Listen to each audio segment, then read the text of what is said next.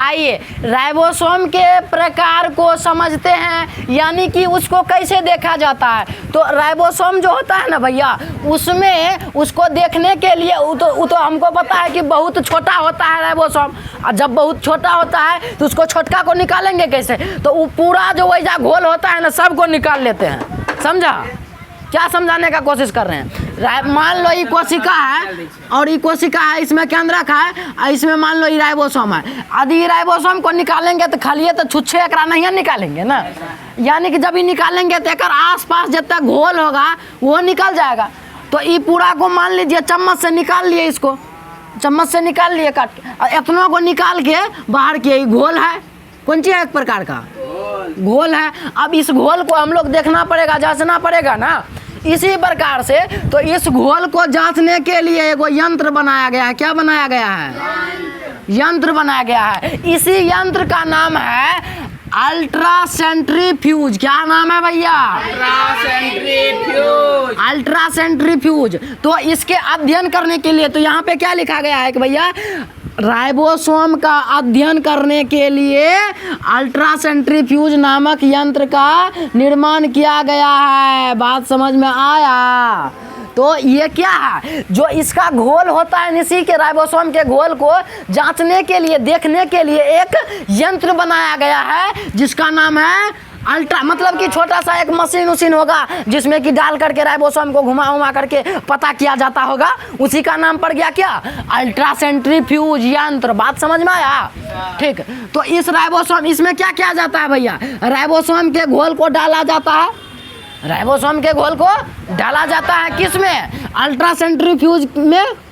जैसे डालेंगे तो मतलब क्या, विभिन्न प्रकार के नली में डालकर घुमाया जाता है। तो जैसे इसमें डाला जाता है तो उसमें कई सारा नली रहता है, द्रव जाने वाला अलग राइबोसोम, तो उसमें पकड़ के गिरगिरा देता है उसमें पकड़ के। तो तब जाके जब गिरगिराता है ना, तब उसमें जब जैसे मान लो कि पानी है और पानी में कोनो भारी चीज़ और हौला चीज़ डाल के उसको एकदम गिरगिरा देगा, हिला देगा, तो कौन चीज़ होगा? तो कौन चीज़ होगा? तो पानी में जो बड़का चीज़ होगा, मतलब भारी चीज़ होगा, नीचे आ जाएगा, हौला चीज़ ऊपर आ जाएगा ना।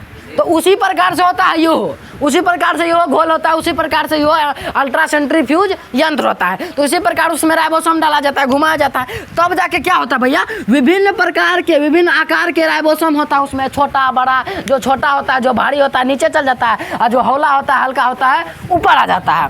तो भिन्न भिन्न गति से तली में बैठते हैं। तली में मतलब नीचे बैठ जाएगा। जैसे मान लो भैया, जब बोतल ना है, ये बोतल है, आई बोतल को जैसे घुमाए, इसमें बड़का वाला चीज़ ऊपर, मतलब छोटा वाला जो चीज़ होगा, जो बहुत कम हौला होगा, ऊपर चल जाएगा। अब बिना हौला वाला, मतलब बहुत भारी वाला, नीचे आ जाएगा। तो उसी प्रकार से तली में बैठ जाएगा भारी वाला चीज़। इस गति को एक नाम दिया जाता है, इस गति को एक नाम दिया जाता है जिसका नाम है अवसादन गुणांक। क्या नाम दिया जाता है?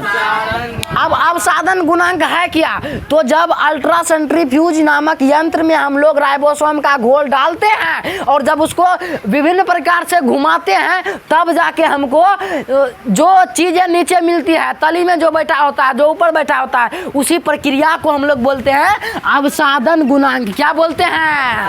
अवसादन गुणांक। बात समझा? आइए आगे बढ़ते हैं। जब अवसादन, तो यहाँ पे नीचे जगह नहीं था तो हम यहाँ लिख लिए, अदरवाइज आप लोग नीचे लिखिएगा। तो इस अवसादन गुणांक के आधार पर अब राइबोसोम का वर्गीकरण किया गया, मतलब कि इसको बांटा गया, इसका प्रकार बनाया गया। तो प्रकार बनाया मतलब कि आकार के हिसाब से, एक प्रकार से नहीं कह सकते हैं कि जो जिसका आकार बहुत बड़ा होगा, जिसके मतलब कि हल्का होगा ऊपर हो जाएगा, और जिसका आकार छोटा होगा और भारी होगा वो नीचे चल जाएगा। तो जो छोटका वाला होता है ना, वो हल्का होता है, जो भारी वाला होता है वो बड़ा होता है। तो बड़का वाला जो होता है ना राइबोसोम, उसको बोलते हैं 80S प्रकार का। क्या नाम दिया गया? 80S प्रकार। और जो छोटका वाला होता है, जो हल्का होता है, उसका नाम दिया गया 70S प्रकार का। तो दो प्रकार हो गया राइबोसोम का। ये दोनों राइबोसोम का प्रकार है भैया। पहला प्रकार है हम लोग का 80S प्रकार का, और दूसरा प्रकार है हम लोग का 70S प्रकार का। जो 80S प्रकार का होता है, सोचो ये भारी है और बड़ा वाला है, तो यानी कि मतलब कि बड़े बड़े जीवों में पाया जाता होगा, यानी कि मानव में पाया जाता होगा, जंतु में पाया जाता होगा और मानव और पादप में पाया जाता होगा। यानी कि मानव और पादप वाला कोशिका को क्या बोलते हैं सम्मिलित रूप से? यूकैरियोटिक कोशिका। यानी कि ये कौन कोशिका में पाया जा रहा है? यूकैरियोटिक कोशिका में। और जो छोटा वाला होता है कौन में पाया जाता है? प्रोकैरियोटिक कोशिका में। तो यहाँ से छोटा सा बात तुम लोग समझेगा कि राइबोसोम का जो प्रकार है 2 प्रकार का होता है, 80S प्रकार का और अच्छा एस का है लगाते हैं। एस का क्या मीनिंग है भैया, क्यों एस लगाते हैं? देखो जैसे नापने के लिए, इसको नापने के लिए मापन का विधि है एस। जैसे हम लोग कोनो चीज़ गेहूँ नापने जाते हैं या फिर आम का सीजन चल रहा है, आम नापेंगे, कौन चीज़ नापेंगे? कौन चीज़ में नापेंगे? लीटर में नापेंगे? आम किलो में नापेंगे? उसका मापन विधि है एगो। उसी प्रकार से राइबोसोम का भी मापन विधि दिया गया है। कैसे दिया गया? तो एस का यहाँ पे देखो, एस यहाँ जो एस लिखा है इसका क्या, इस गति में उसमें जो घुमा रहे तो उसमें जो गति हुआ, अवसादन गुणांक में जो गति हुआ को मापने की इकाई को स्वीडेनबर्ग यूनिट कहते हैं। क्या बोलते हैं? स्वीडेनबर्ग यूनिट बोलते हैं। जैसे हम लोग आलू को, आम को, ये सब खाने वाले जितने भी पदार्थ हैं उसको मापने के लिए केजी में मापते हैं। जैसे दूध को मापने के लिए लीटर में मापते हैं। दूध को फीट में मापेंगे, कौन चीज़? कपड़ा कौन फीट में मापेंगे? तो हर चीज़ को मापने का एक इकाई दिया गया है। तो उसी प्रकार से इसको, किसको, राइबोसोम को मापने के लिए स्वीडेनबर्ग यूनिट है। तो स्वीडन में एस आता है, इसीलिए एस इसका शॉर्ट में नाम पड़ गया। और इस एस को हम बोलते हैं 80S प्रकार, 70S प्रकार। तो इस प्रकार से राइबोसोम का प्रकार हो गया। समझा यहाँ तक?